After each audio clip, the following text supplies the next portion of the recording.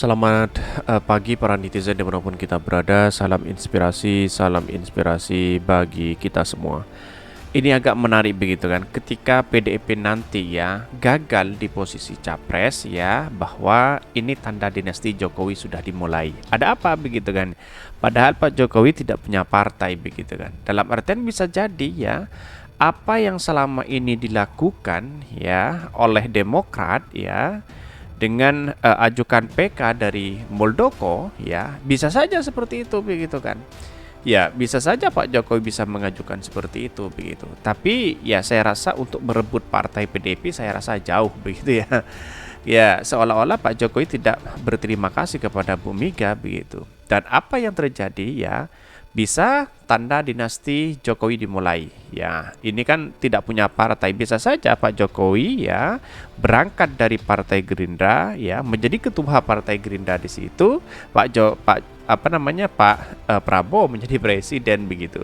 Ya bisa saja seperti itu karena politik kita masih dinamis begitu kan ya, masih simpang siur begitu, dalam artian bahwa ya kalau memang ini benar terjadi wallahu a'lam siapa yang akan menjadi presiden dan siapa yang apakah PDP juga gagal ya menjadi calon presiden begitu. Kira-kira seperti itu begitu.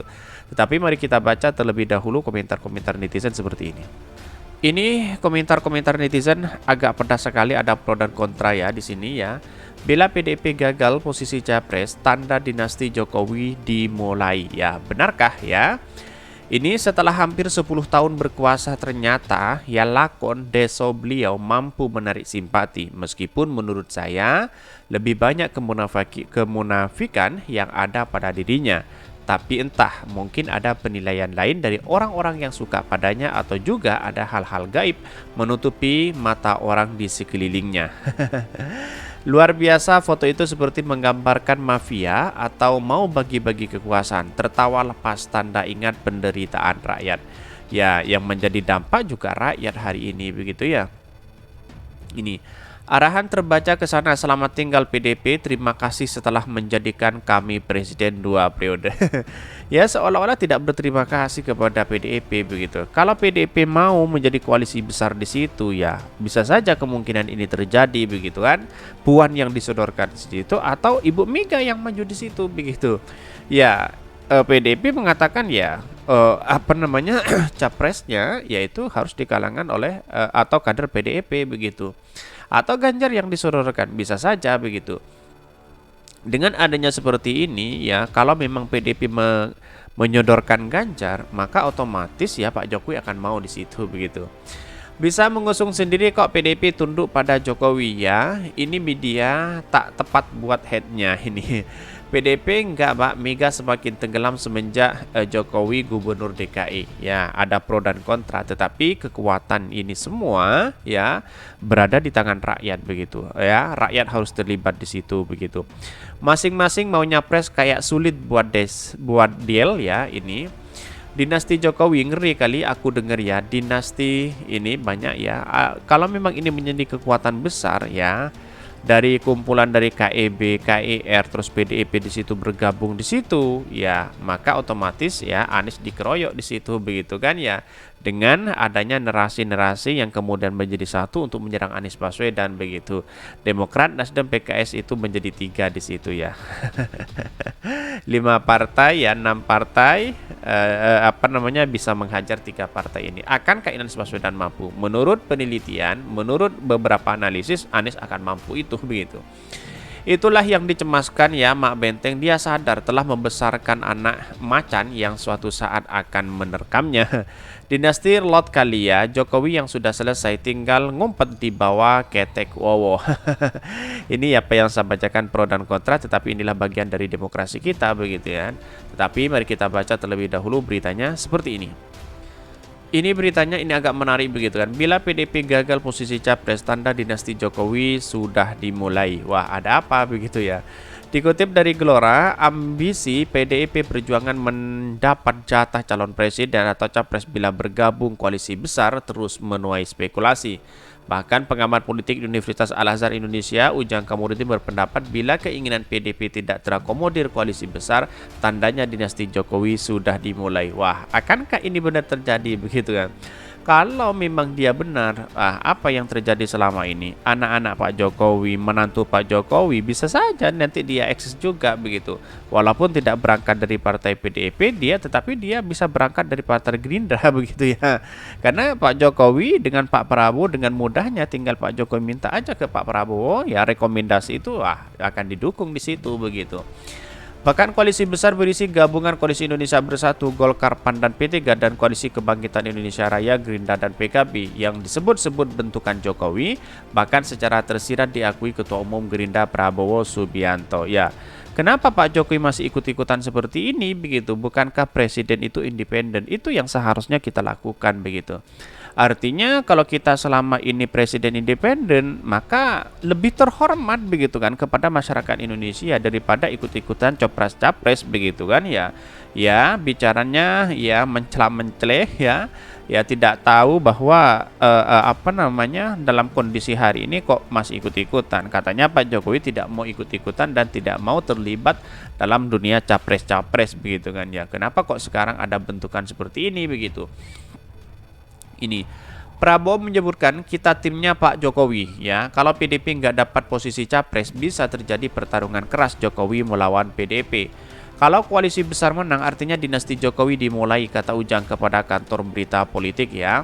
Direktur Eksekutif Indonesia Political Review itu berpendapat ya PDIP tidak akan bisa mendapatkan jatah capres jika gabungan koalisi besar, setidaknya terlihat dari persentase threshold yang dimiliki koalisi besar dan PDIP. Jalan satu-satunya untuk menjadi wakil ya, kalau memang dia menjadi wakil di Prabowo ya silahkan ya. Tetapi Pak Airlangga dengan Muhaimin bagaimana begitu kan? Karena dia sudah akrab, sudah membentuk koalisi besar, lalu kemudian ada tiba-tiba partai yang kemudian ingin bergabung minta capres, setidaknya cawapres begitu.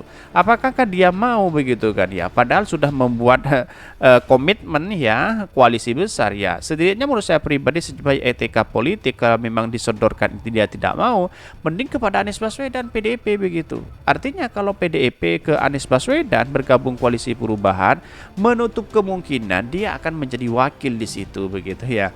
Ya, tetapi ini politik kita masih dinamis begitu. Tetapi PDIP akan mau begitu kan ya. Akankah dia mau dengan Anies Baswedan? Itu yang menjadi pertanyaan begitu ya. Tetapi ya kalau dengan Anies Baswedan ya pasti dia disodorkan itu capres juga begitu. Anies menjadi wakil. Saya rasa tidak begitu ya. Ya, kalau wakil bisa memungkinkan di situ karena politik masih dinamis begitu kan.